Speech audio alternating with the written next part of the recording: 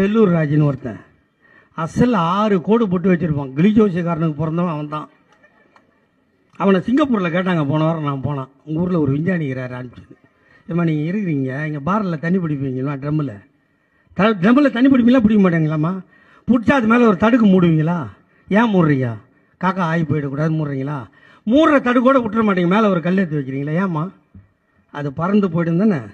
கடங்கொக்கால ஓழி இவனுக்கு அந்த இது கூட தெரியாமல். வைகை அணை இல்லைம்மா மதுரையில், பெரிய அணை.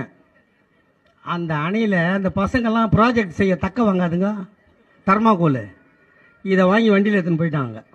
என்னடா பண்ண போகிறேன்னு கேட்டால், தண்ணிலாம் ஆவி ஆகுது, அதை மூட போகிறேன். ஓ, ஒரு வேளை சீட்டு கீட்டு வச்சு வெல்டிங் பண்ணுறான் போது நான் பார்த்தேன். இப்போ தக்கை எடுத்து போய் அங்கே தண்ணி மேலே மூடிட்டு இன்னொரு தக்கை எடுக்க இவன் திரும்புகிறான்ல, அவன் சூத்துலேயே அந்த தக்கை வந்து அடிக்குது இவன் மூணு தக்கை.